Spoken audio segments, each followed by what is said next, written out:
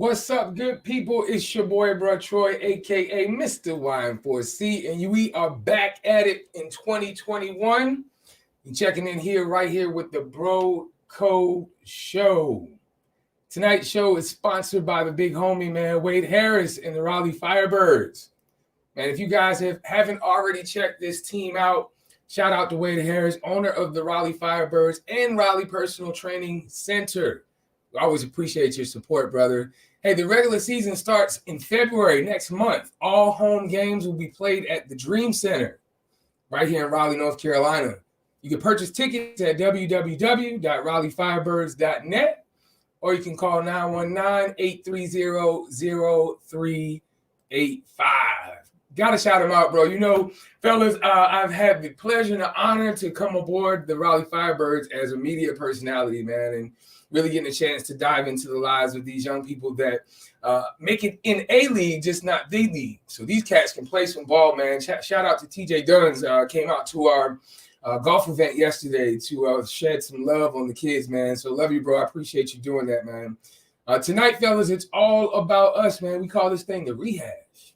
Tonight, we'll recap a few past conversations. We'll add our perspective on that last month conversation, man. That was pretty dope, man. The promised land. It's funny, fellas. I've heard that in several different forums, that phrase, the promised land, since we've done that, man. So I'm really excited about that. Also, we'll share some transparent moments concerning personal growth and overcoming obstacles, and how we personally stay both helpful and hopeful during the time it's easy to get discouraged. So tonight we have a special guest. He's going to share his story of tragedy and triumph and redemption. And we'll hear just how he turned his test into a testimony. Now, for those who have never had a Bro Code experience, the Bro Code Show is a live talk show created to discuss, uncover, justify, and dismantle the issues that concern us most as brothers, as family, and as a community. And fellas, we like to give it to them raw, uncut, and real respectful. Now, our greatest desire is to embrace everybody in positive, popular conversation. So we're not in the business of bashing, belittling, or shaming anyone, but we do believe in being comfortable with having uncomfortable conversations, because we believe that's where understanding starts. So as Grandma would say, it's chew the meat and spit out the bone. Few housekeeping things for all those who are watching in Facebook. We love y'all. Shout out to y'all. Good vibes. Right now, I need to take both of them. 2 thumbs. Like and share this post right now. Allow the ripple effect to go deep down in your soul. For those on YouTube, we appreciate you guys. Continue to watch, follow, and hit that notification button. We love to hear what you guys have to say. So please, throughout the show, throughout your comments, the I love yous, and throughout the show, we'll periodically shout you out. We also want to hear some other topics you may want to talk about. So feel free to drop those in the chat too. So, fellas, man, what's happening, man? It's only day 10 in 2021, and a lot of us want to kind of throw it away already. But I'm just curious, man, how y'all feeling, man? Kurt, what's good? Troy, appreciate it, man. Happy New Year. Really excited about 2021, man.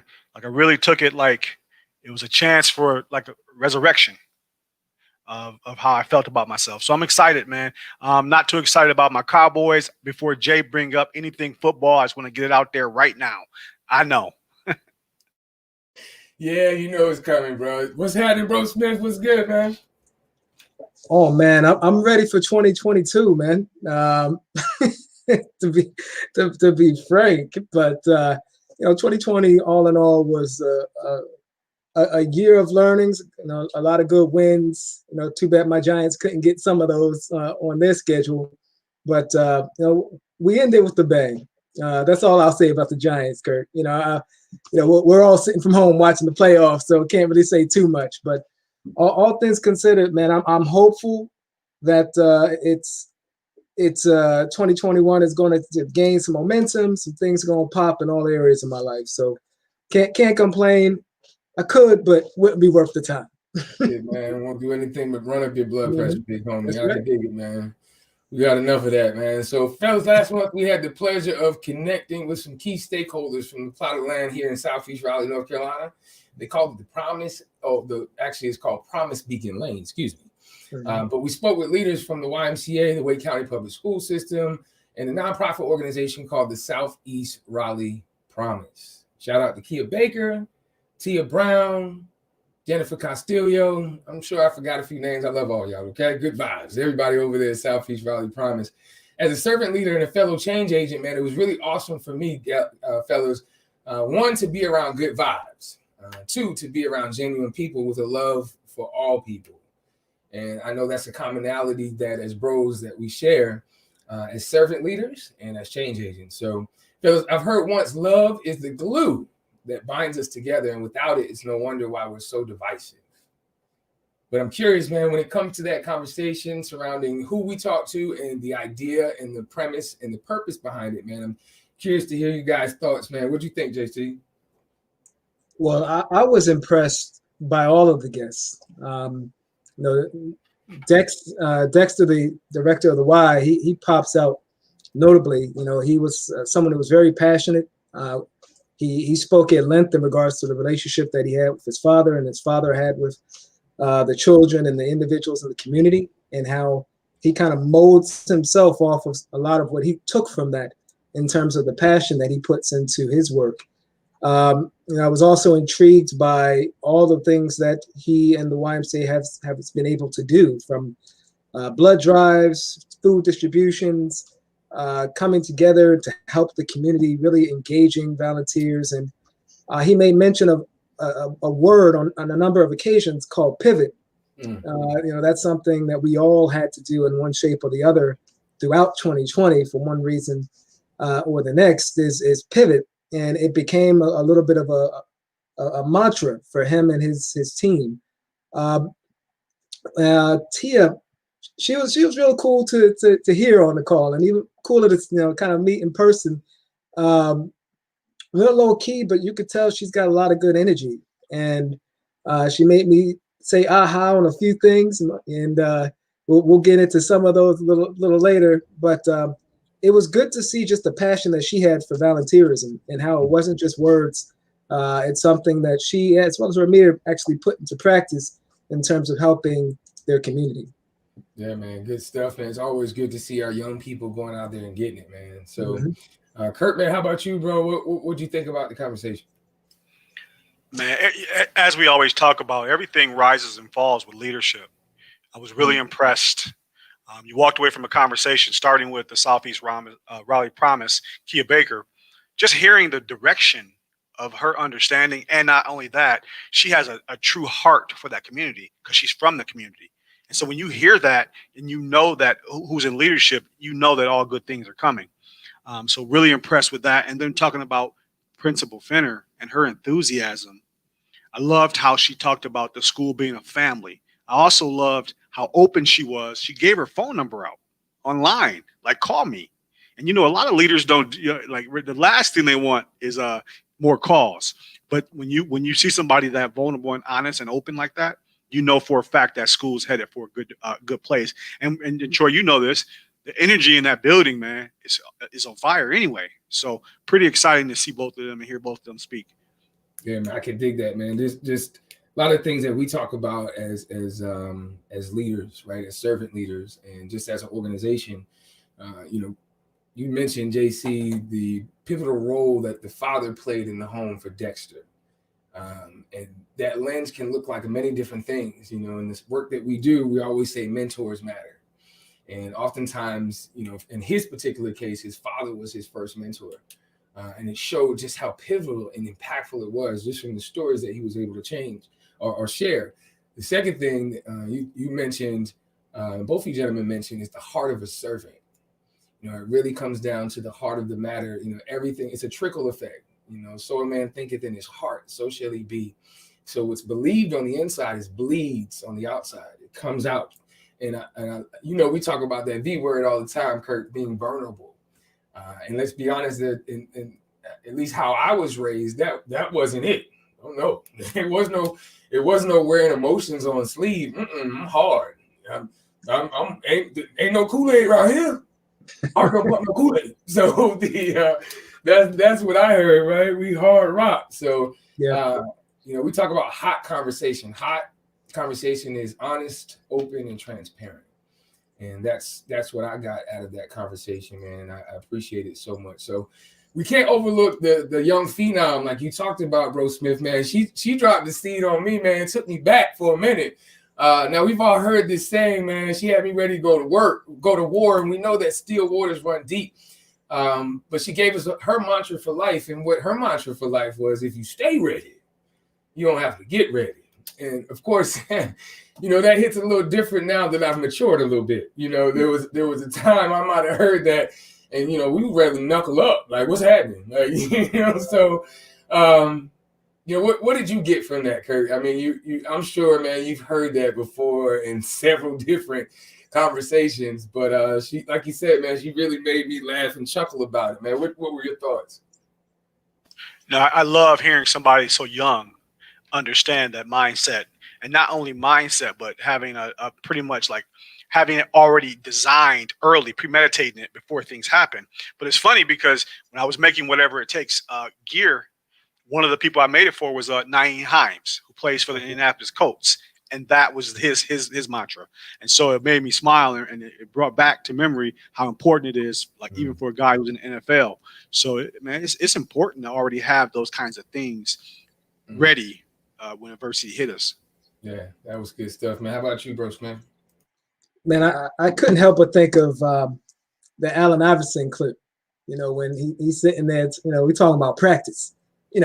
Practice? You talking about practice? Yeah, but it's true, man. You really got to put in the work so that when you get in the game, it's second nature.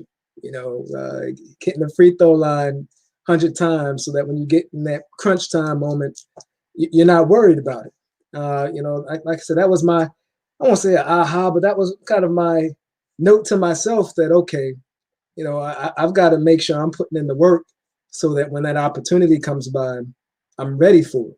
And it's not a matter of kind of shuffling around and trying to practice and get ready within the last 30 minutes, kind of procrastinating, but, feeling more confident and comfortable at that free throw line when I'm ready to take that shot, So that's what I took from it. I could dig that, man. Another word that we use a lot, man, in conversation, fellas, is execute. Well, you can't execute if you're not prepared. Mm-hmm. So stay ready. So anyway, what's up, Miss Brown? We talking about your granddaughter. We sure are. I see you, Miss Doris Brown. She connected with us when we had Tia on the show. Tammy came right behind her talking about put in work. Put it in a hashtag too. I see you, Tammy. So yeah, man, good stuff, man. Shout out to Tia. That's one of Southeast Raleigh's gems. We talk about it all the time, Kurt.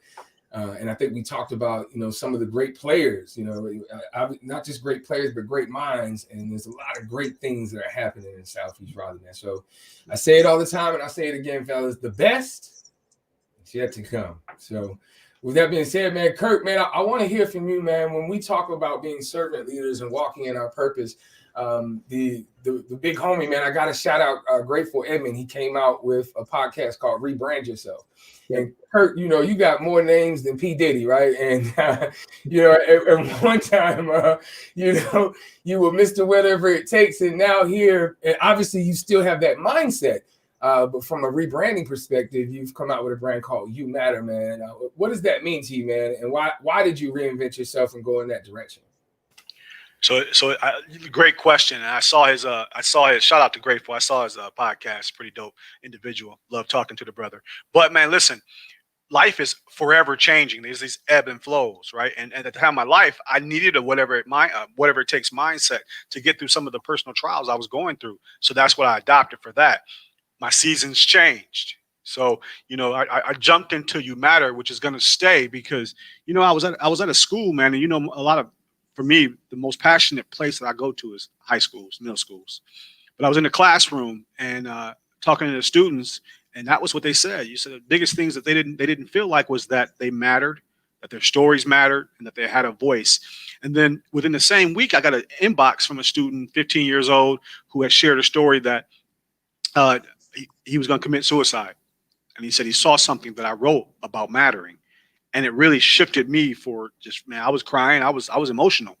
And so I really believe, Troy and JC, we all see this with even adults in the corporate setting who, 30, 40, 50 years old and really feel like they don't have a voice or they don't matter. And so just simply, man, me wearing a shirt on the street. I can see people shift as they read the words. And so it just sparks some amazing conversation. And it's about serving the community, man. So that's really what it is. I could dig that, man. Coming from a genuine brother, man, I know that's heartfelt, and that's who you are as a person, right? That's to the core. I don't believe in coincidence. We call it a God incident, man. And the word for the day was shift. And you said it twice when you just spoke, Kurt. And the analogy that was used in the word today was the power of the shift, because you recognize it's a key on the keyboard, but it powers up something. It makes something lowercase into uppercase. It turns a number into a symbol. And without it, without that shift, don't get me started. I'm gonna pull back. With that being said, man, with that being said, man, for those that are checking into the Bro Code Show, man, we're doing the Rehash Show. We're chopping it up with the fellas, just talking about some impactful conversations that we had from the Promised Land conversation, and now transitioning into this month, 2021, and how we can do things to cleanse, heal, and thrive going into this new season. Not just this new year. And Kurt, you just said that, man, how seasons change. And that was another thing, and how we develop and move forward. So anyway, we have somebody else on the call, fellas, that we wanted to check in. It's our special guest, and it's going to help us kind of chew the fat, as we kind of segue into this month's conversation, where we'll be focused on the method to the madness. And we'll be chewing the fat on methods to productively cleanse, heal, and thrive coming into this new season. Fellas, as a mentor and as somebody that is a change agent and servant leader, one of the things I always remind the youth that we serve is adversity is an opportunity for a focused man to show greatness. Mm-hmm. And with all of the challenges we're facing in the world, man, let's be honest, man, it's easy to feel less than. It's easy to be overwhelmed and even maybe defeated. But I choose not to live in that space. But tonight we have a special guest who wants to share his story of overcoming disaster. He made up his mind that he is indeed more than a conqueror. Tonight we have Keywan Amy. Keywan is a Bull City native. Bull City, stand up. Mm-hmm. Keywan served in the U.S. Right. Keywan served in the U.S. Air Force as an in-flight, you hearing me well, an in-flight refueling specialist. Can't wait to talk about that. And is currently owner of Kiwi Enterprises LLC, where he helps businesses and entrepreneurs market themselves through website and social media design. But on May 5th of 2017, Keywan was in a horrible motorcycle accident, and it changed his life forever. The accident caused Keywan to lose his eyesight permanently. He went blind. Keywan now uses his story to motivate others. Fellas, help me bring Keywan to the show. Keywan, what's good, brother? Hold on. Keywan, how you feeling today, brother? What's going on? What's going on? Hey, man, good to have you, man. We talked briefly about you, man. All good things. All good things. Yeah. Hey, I could hear from backstage. I was like, Had your pom-poms out and everything, right? Yeah. But for those that are listening, Keywan, man, who is Keywan Amy at the core? Oh, man, like you said, straight up Bull City's native, okay? So we are bull bred, and you know what bulls do? They charge. So we out there charging, man, and that's what I had to take on, especially once I had this accident. I had to charge next to see what I was going to have to do in order to, keep moving in life, to succeed, to just keep my next foot forward. Because I literally, like you mentioned, started a business 4 months prior to my accident. And now it's like, what do I do next? So, man, you talking about somebody who had to literally use that resiliency that I learned in the Air Force. I don't know if you realize this, but I'm tying everything you've mentioned so far together just to introduce myself, and that's what it's all about. But that's where I'm from, man, and that's how I came about, man, and that's what I'm doing. That's what I'm doing. Well, I'm gonna jump right into this in-flight refueling specialist, bro. Tell us more about what that even means, how you went about getting that job, what was life like in that career avenue from the get-go? Oh man. First off, let me start off by saying, did not know what this was. Okay, just like y'all asking me right now, I was like, "What is that?" He was like, my recruiter looked at me. He's like, "You don't know what that is?" I said, "Hella, I wouldn't be asking you that." So he shows me a video, and literally, like y'all said, is self-explanatory. In-flight refueling specialist. I am the guy, which we call ourselves in the or in the Air Force, boom operators. So we control what is called the boom, which is located on the back of the aircraft of the KC-135. They also have KC-10s, and now they have the new KC-46, which my base that I'm currently stationed at is now getting. But the KC-135, we're talking about an aircraft that was built back in the 50s. And I was on that plane, man. And I'm freaking 29, man, on this plane. And I'm like, can we get something new like next week? It's like, I want a new car, but nah, I don't want it the way y'all want it. So anyway, back to in-flight refueling, man. Look, you go through all this training, which you definitely need to become an aircrew member, to become a boom operator, and to become, just in-flight refueling specialist, because you have to eventually upgrade into an instructor, which what I was an instructor as well. I knew how to teach. I was teaching it. So you're in the sky in your plane, which I was in the KC-135, waiting on another aircraft, whether that be a fighter like a F-15, F-22, F-16, or a heavy aircraft like a C-17, a C-5. Even up to an E4, which is like, the Air Force One plane, where the president might be on. You can refuel one of those.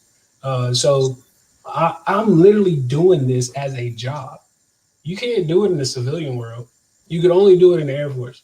So I didn't have any like abilities or special, I guess you could say, accolades that would have signed right over to the civilian life. So I'm like, well, I guess I can just hang on to this for a little while, this job.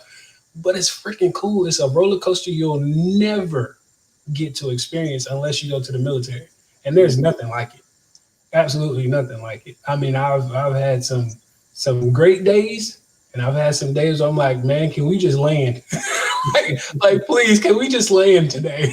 So it's one of those things, man. It's ups and downs, in and outs, excitement, all kind of craziness. You get to talk to other, like the pilots are coming up, they're talking to you, you're directing traffic, you're telling your crew what's going on back there as well, because they can't see. You're the only one that can see what's going on, because I'm in the back of the plane looking out of a window at what's going on outside.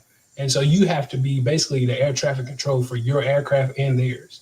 You're just telling everybody where everyone is at and keeping everybody in the loop so that, it's safe. It's crazy, but it's safe. Wow, it sounds like an amazing profession. My bad, Kurt. Go ahead. So, Kiwan, talking about what you kind of been through, man, overcoming adversities on that level, it's not an easy task. It'd be great to hear if you could paint a picture for us, how kind of what happened and how you were able to use that resilience you spoke of to overcome that task after your accident and starting your new business. Yeah. So, I mean, so the Air Force or military in general, we have this thing we like to, joke about. It's called death by PowerPoint. And they beat it into you. Like resiliency was one of the things you learned about every single year. And they did PowerPoints all the time, which you had to learn about, read about, understand. And I didn't quite, when you're in the moment, you don't quite fully understand why you're doing it. So I started to realize why they were doing this after my accident. It wasn't until after my accident that I understood how resilient I really was.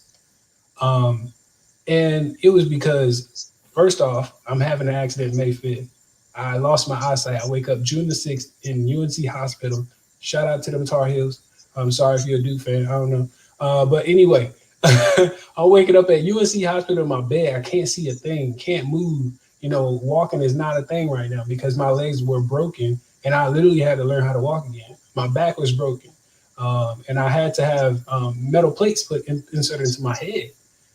So literally, I was jacked up, and just the fact of going into that resilient mindset, I had to get back on my feet. That was my mindset was I got to get back to me, and maybe even a better me, because I feel like I'm doing a lot better than what I was. I'm currently having Kiwi Enterprises dormant, but I plan on getting it back started. I'm actually also writing another business plan, but I won't get into that. That's a secret. And I'm writing a book right now. Like I'm doing stuff that I did not think I would be doing, especially being in the military and the way my life was going. I figured I would have just had Kiwi Enterprise and still did the Air Force Reserves. But that resilient mindset came in once I said, okay, the depression is starting to set in. I'm feeling like I'm alone. You might not be alone. Somebody might be there every single day.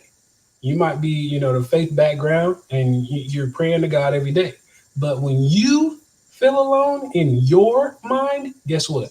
You can have 1 million people around you and you're still alone until you bring yourself out of it.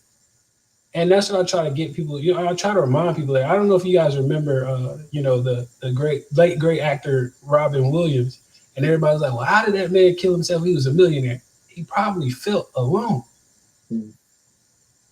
And that's what I'm saying. You don't know what they're going through. A lot of people didn't know what I was going through until I actually verbalized it. So it's just one of those things. Get that resilient mindset. Understand that you have that power. You have that control. Don't let nobody else be like, having to boost you. Only you could create your own happiness. If you think somebody else can, I'm sorry to tell you, but it doesn't work like that. So yeah, that's where I had to build that resilient mindset and keep it strong, because it's like you have to exercise it too. You can't just say, "Oh, I'm resilient." No, you have to exercise it. It's almost like exercising your muscles. That's so true, man. We always say faith is a muscle. You said a mouthful, brother. For those that are just checking in, man, you're here with the Bro Code Show. We've doing our Rehash show, talking about some past conversations. We're talking about overcoming adversity and really using the things and challenges that we've had in the past to catapult us into our future, and building that never say die attitude. We have a guest on the line, brother Kiwi Amy, who on I believe it was May of 2017. Is that correct? Yes, May 5th. May 5th of 2017 had a tragic motorcycle accident that took his eyesight. And from that particular event, he is now catapulted and started using his pain and turned that into purpose. And the theme for this month is the method to the madness. And we want to talk about positive ways. We want to talk about productive ways to cleanse, heal, and thrive. We know that there's a lot going on, and many people are talking about that, but how can we use that as an opportunity? Take that adversity and use it as an opportunity to continue to make ourselves better. Depression is real. And when we get into those places, support is definitely necessary, but there has to come a point where there's a choice that's made. And this young man that's on the line has overcome a great tragedy, a great feat, and he's telling about his story. So, Kiwan, man, I really appreciate you sharing. Oftentimes it's easy to get so consumed by tragedy, that we become no good to ourselves and others. Nonetheless, we try to be a motivation for ourselves, but how can we do that if we're in a sunken place? Yet you, Kiwan, not only triumphed but transitioned, pivot into using your story to inspire others and to uplift them. And I really love to hear, man, like explain to us, like, how did you get to that place? What is it that allowed you to get out of that pit of pity and decide to walk into destiny? Okay, yeah, man. So, when I first got home from the hospital, it was tough because I was still in my wheelchair, still, having physical therapy at home, what they call in-home therapy. But what kind of brought me down to the depression, because I wasn't there. What kind of brought me down is I would be laying in my bed. This is like October-ish, September time frame of 2017. And I'm listening to the TV. By the way, I'm a sports guy. I love to play sports as well as watch. So I played football. I also played semi-pro football and stuff. So I was listening to a Carolina Panthers game on TV, and like, I really wish I could see this game. And so I'm like, man, forget it. I'm just going to sleep. And I turn over, go to sleep with the game on. While I'm sleeping, the game is like, it's almost like creating imagery in my brain while I'm sleeping. You know how you dream something and then you wake up, you're like, oh, that was in my dream, but just because you're watching it. And that's what it was doing. It was making me feel like I was actually watching the game, which when I woke up created that depression. It was like, wait, but I could have swore I was just watching this. And so with that happening over and over and over, it was one of those things that kept playing tricks on you. It was a mind game. And it eventually, because I was on medication, so eventually that started to take me down and pull me into that little dark hole that people, really don't understand unless you've been there. It was a dark hole that actually made you see weird things. And I don't just mean like, scary things. It was just kind of weird. Mm-hmm. And so I finally got the courage because, like I said, I got a faith background. I prayed. Me and my grandmother, we prayed all the time. That was not the issue. The where it started to become an issue was people constantly being in denial about my situation. Not me. I knew what was going on. The others who were around me being in denial about it, telling me, oh, it's going to happen. You're going to get your sight back. Just don't give up. I understand all this stuff. Don't keep saying it. Don't reiterate that every single time. I get it. And then I made a statement, and the reaction I got, or shall I say response, was, oh, so you're giving up on your faith? Really? Like, come on, man. Like that's not even halfway accurate, So I called my uncle Versell. He's a senior pastor at his church. And I say, I need you. I need you to, I need to get away from his house really quick. Like, seriously, can we just go talk man to man? And he was like, I'm on the way. That's all. Boom, I'm on the way. This was at night too. This wasn't like, broad daylight. No, this is at night. I need you. He drops everything, comes get me. We go out riding and we're just talking. And ever since that moment, everything changed, because it wasn't just that he came and gave me some words of wisdom. It was that he came. There's a difference in you coming just to talk to me. Anybody can come talk to you, but you came. You dropped everything. It's like when you call on God and he answers you, and he's just like, he did it again. Like, it's amazing. It's something that really you feel. And so the fact that he came, told me what I need to hear, I was already thinking that, but I needed to how you need that confirmation. Okay, this was that confirmation I needed. This is the affirmation I needed. Boom, we're there. Okay, I'm out of the depression slump. It's time to use the tools I just gathered. We about to hit it. Resiliency started to kick in. It started to spike up. Oh, I'm on it. Oh, we in the game now. I'm in the game, coach. Put me in. Strap up the helmet. We ready to go. Mouthpiece, chin strap. We going. And that's what it was. It was one of those things that I had to get restarted, regenerated. My pity party was something that I didn't want in the beginning. So why do I want it now? Mm-hmm. I had to bring that back out, because I was at the hospital. If you came to my hospital room and you had a, little, oh, what's going on, bro? You all right? You come see. I'm not dead. I'm not dead. I need you to get right. we supposed to be laughing, kicking, screaming. What's up, man? Yeah, so it was one of those things, man. That's just the way it was. Yeah, man. I appreciate that, man, so much. In that, I appreciate you, man. When we hear that story of resilience and we use those words to continue to hear your gumption, your enthusiasm towards life, that's what's needed, and that's the difference maker. So I want to keep it light, fellas. We want to take this one around the room, man. This is our Would You Rather segment. So keep on, man. You're going to play along with us on this one, man. We're going to hear from everybody. Okay. But just got to make a choice. So we're going to, I encourage all the viewers, if you're listening right now, please chime in and put it in the chat. We want to hear from you too. So fellas, would you rather have a time machine or a teleporter? Would you rather have a time machine or a teleporter? Kirk, what you think, man? Ooh. I'm gonna go with a time machine. Definitely, so I can go to the future, see what's coming, baby. Get ready for it. Let me get it. Yeah, so time machine it is. I can dig that. I can dig that. What about you, bro, Kurt? It's Bro Smith, excuse me. I would have thought it would have been the teleportation, but you know, I would have to side with Kurt. You know, I'm a little worried about going to the future. And I know time travel is real tricky. But I would find a way to change some outcomes and hope I don't destroy everything. I'd probably start with myself on a short-term basis, like change something about the last 2, 3, 4 weeks as far as a few decisions here or there. And assuming that doesn't completely mess up my future, I'm gonna go back and I'm gonna save a few people and plant a few seeds and look out for some folks that otherwise had some bad outcomes in 2020 and beyond. Yeah. So I can dig that, man. That's the heart of the servant right there, Kurt. I can dig that, man. Kiwan, what's good, man? What you think, man? Time machine or teleporter?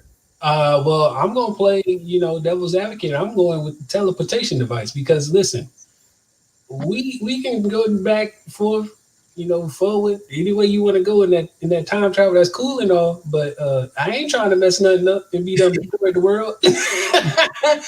But with the teleportation, the reason I choose that is because I'm the type of person that likes to get somewhere quickly. It's not that I'm impatient, but I'm impatient. So it's one of those things. Plus, hey, we all want vacations, and sometimes we want them quick and want to get back quick, and it makes you get to places faster. So I'm just one of those people. Maybe I need to get to a business meeting in like 15 minutes. Oh, I ain't got enough time. Hold up, teleportation. Gotta go. So yeah, man, that's me. That's my mindset. I could dig that, man. So Alexis says time machine. Tammy says time machine, and she agrees with you, Bro Smith. So you've got to support her. I don't know, man. I think I have to side with the time machine too. But I did just for a moment thinking about that Back to the Future moment where you can mess up the continuum. Right? We don't want no problems, right? It would be pretty dope though to kind of right some wrongs. Go back to some things where last year we talked about letting go of regrets and really kind of mending some things and making some things right.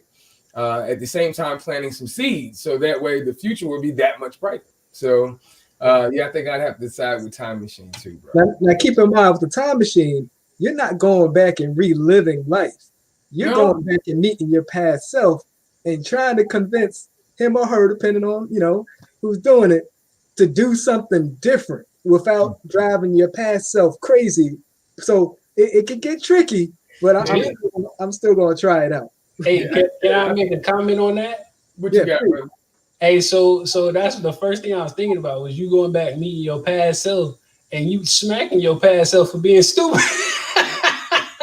Cause you like, oh no, man, you should have did this. And y'all fighting like, oh, how in the movie scenes and then those TV shows where you got those people doing time machines and stuff. Man, look, don't do it. Don't. What you got, Kurt? So shifting gears a little bit, we talk about I love what Kiwan's talking about with mindset. He had every opportunity to give up, and people have done it. We've seen it, but it's that resilience is already in us. God's already put it in all of us, and it's a level of faith, like the mustard seed. A lot of us don't tap into it, and so this year I shifted a little bit to every day on social media posting about seeing the good.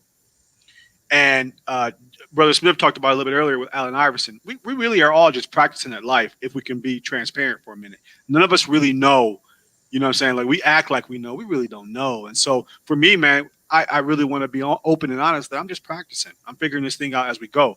But I know this, every time that something, we talk about seeing the good, it's always there. And it's just the perspective. Can I see the good that's today with this bad? And a lot of times we can't. And sometimes it takes us to go all the way 3 or 4 years and be like, oh man, this, for instance, I shared today on social media about myself getting fired. Now, first of all, we don't do that where we're from. Like you talked about earlier, we don't share our privacy things. But I share that because I want other people to see, actually that from that bad thing, I met you guys, and my whole life has opened up in purpose. Before that, I was on autopilot. So seeing the good, I'm gonna post it every day, and not that it's redundant, but tomorrow might be somebody's turn to need to see it, and that's why we need to be consistent with how we live our lives. It's not. I'm not going back and forth. When you get me, you're gonna know what you're getting because I'm gonna be consistent about seeing it good and living the way I believe we should all live. But Kirk, how you get fired on your day off though, man? Like, Still in practice. Hey. Listen, it wasn't on Friday. It was on a Thursday. He's still in practice. Still in boxes, right? That say you matter. They was like, hey man, it says you matter on it, man. I had to have it. Right? And I gotta say this. The whole time, like the old Kirk, we'd have had problems. It would have been a situation, right? It'd been some furniture moving. The new Kirk, I had to keep my dignity. Walked out, no problem. Yeah, I feel you. I can dig that. I joke. But keep on, man. I told you a little bit before the show, but I'm so glad you are on with us tonight, man. I'm curious, what would you say to that person? Whether that be me or anybody else who's struggling with their own personal tragedy, but they're trying to get over that tragedy itself and do more in life. How did you find that confidence in yourself to kind of look past the issue and focus more on what you can do with that? I mean, it's a loaded question, but to kind of quickly summarize that and kind of give a broad picture, but also narrow it. Mm-hmm. Just think about, I don't know if anybody has ever seen that show, My 600-Pound Life, but think about how they got there, doing nothing, right? Mm-hmm. You do nothing, you eat all day, you don't exercise, you're big. Okay, so let's try to move this over and make it fit to what I'm saying. If I stayed in that pity party, that depression, that I'm just not gonna stay in this slump, pity, whatever you want to call it, mindset, guess where I would be? Still in that same slump, pity mindset that I was in. I wouldn't be where I am. I wouldn't have what I have now. I mean, God knows I'm just trying to do what's best for me to move forward in life. But I wouldn't be here. I wouldn't even be on the bro code. Mm-hmm. Like y'all wouldn't have been looking for y'all, and I wouldn't have heard about y'all because I wouldn't have went to Everyday Black. That was for me to go to better myself. Mm-hmm. So that's just how it is. That cycle would have never been created, and that's what we got to realize. How does a snowball get bigger? It only gets bigger by you actually creating it, rolling it up, keep pushing. You got to do something to make it bigger. Because I mean, we can all keep it in the hand size. Really, really easy. I'm gonna keep you in this really small circle. But if we want things to grow, if we want our life to get better, if we want things to mature, and just to, I'm not trying to say to be seen, but to become a better us, we have to get out of the spot we were in. My pastor always uses this phrase. He says, how do you want God to fix something if you're holding the broom? I love it, man. You could drop the mic right there, Kiwi. I couldn't drop it, but then he also said, and then you're standing in the spot where he needs to sweep. Okay, that's a comma. My bad. Yeah, but that's good stuff, man. And I got to shout out the crowd real quick, man. Obviously, when we were talking about going back in the past, Tammy said she gonna do a double smack. She gonna snap her up. What's up, man? I see you, man. And always, we always align, Kirk. We always talk about that mindset, man. And Keywan, she says keep pushing, and those are the two words that we use over and over and over. Thank you. But this is a great segue, man, into our next question, gentlemen. And how important of a role does accountability play in our own personal development? It's a simple question, right? But many of us make excuses, adjustments. So how many of us point the finger And we know when we do this, what grandma used to say, well, baby, you pointing one, you got 3 pointing back at you. Mhm. Right? So we're going to play this short clip, fellas, and I want to hear your thoughts. Comes from the big homie Kendrick. People don't like to look themselves in the mirror. That's the hardest thing to do. You know, it's to critique yourself rather than point the finger, you know, and everybody hates change. So to actually do that and say, I'm wrong in a lot of areas, I look at myself in the mirror and I'm saying I'm wrong in a lot of areas, that takes a lot of willpower, you dig what I'm saying? So it starts with self first. Yeah, man. So, fellas, that's from the big homie Kendrick, man. I'm curious, fellas, once you become comfortable in your own skin, you no longer seek validation or you try to impress others. Not about you. You begin to acknowledge the good, the bad, and the ugly parts of you. Then you proactively seek healthy outlets to better yourself. And I think it was Michael Jackson said it the best, fellas. It starts with the man in the mirror. Mm. You know, so what do you say about you?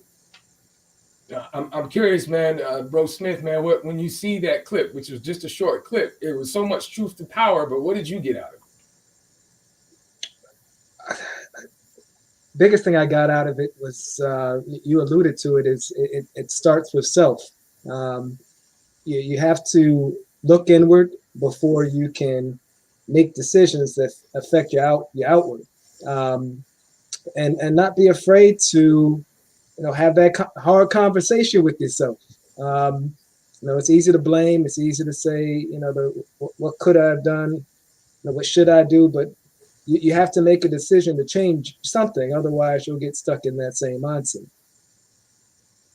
Yeah, man. Good stuff, man. Kirk, man, mindset is something we talk about all the time, man. It's the mental gumption, man. What were your thoughts on that one? First of all, I love the clip. I think that as men, first of all, as men, as godly men, it's imperative that we have ownership of self, know thine self.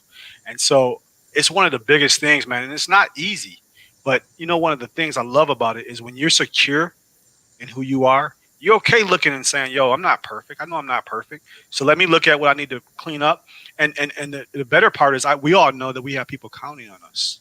So I got to take care of my business because I'm not letting my family and the kids that we support and the community down. So I'm going to hold myself to that. And second, and lastly, I'm going to have brothers like y'all who I encourage to call me on my stuff and say, yo, you out of pocket. And that's really the process I believe we all should use. Accountability, man. It's important. We put another word behind that, accountability partner. And that's basically what you just said, man. And that became a superpower for me when I decided and I made that choice to recognize some of the things. Obviously, I do well, but can do better. Have no weaknesses, but I have many challenges because words matter. Kiwan, man, what's good, bro? When you see a clip like that, when you hear a clip like that, man, what comes to mind? First off, shout out to Kendrick. Words of wisdom right there. Okay. Accountability. First off, there's so many people who don't hold themselves accountable for all the things they do. They could have just literally shot somebody and be like, "Hey, it wasn't me." You know, like what? We saw you. What are you doing? It's like my nephew. He'll literally tell you right there to your face, "I didn't do it." We're looking at you. So, you know, accountability is just one of those things where you have to literally just say, man, you man up and say, okay, I did that. Or, okay, I know I need to do better. Or, okay, I said I was going to lose weight. It's time for me to get right. You know, stuff like that, man, you know, because if you're not being accountable, who is? You can't point the finger at nobody else except for yourself or talk about anybody else except for yourself because you ain't started with nobody else. So you need to start with yourself. I can dig that, man. Tammy says, time is how you make it. You can do something or do nothing, but time will pass you by. Obviously, that came from Dr. Evitt, I guess it says. I appreciate you sharing that, Tammy. Thank you for watching. Well, fellas, there you have it, man. Kiwan Amy. Kiwan, we want to make sure that your story is heard, and this is continue a ripple effect, man. I appreciate you sharing and talking about that transition, talking about that resiliency, buzzwords that we've heard throughout this, peppered in this conversation. for the last 50 minutes, man. So I want to make sure people can connect with you, man. How can we contact you? I know we've got your Facebook page at Keywan. Is it Keywan M. Amy? We got got that middle initial in there, huh? What's that middle initial stand for, Keywan? Hey, listen, see that middle initial stand for manager. No, I'm just yeah, no, that's literally, the middle initial to my middle name. I like to keep things professional, so it makes it look professional. It's a professional page. To me, looks like it's personal, but I try to keep it professional on there, let you see what my life is like. Absolutely. Please reach out to him at KiwiEnterpriseNC.com for all of his services, as well as to find him for speaking engagements. Kiwi, man, we appreciate you, brother. We look forward to connecting with you again, man. You take care. Be blessed, okay? Same to you, bro. Appreciate it, man. So, fellas, man, I'm excited about this month's topic of conversation, man. This month is all about the method to the madness. We'll discuss methods to productively cleanse, heal, and thrive coming into this new season. The guest this month will speak to personal maturity, business growth, and spiritual healing.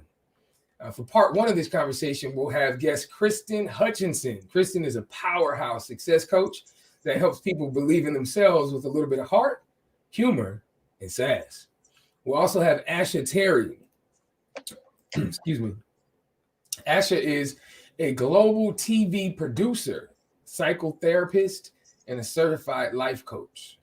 So set your alarm, Siri, Alexa, and Google Home for next Sunday, January the 17th at 6 p.m. We'll be live right here on our Facebook page at Y4C or our YouTube channel, Y4C TV. So I appreciate the bros for another dope night, man. We thank all of those that have listened, have continued to support.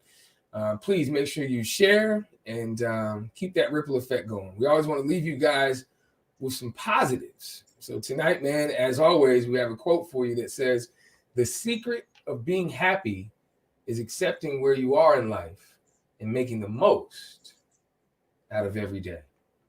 It's your boy Troy, aka Mr. Y4C, and we are the Bro Code.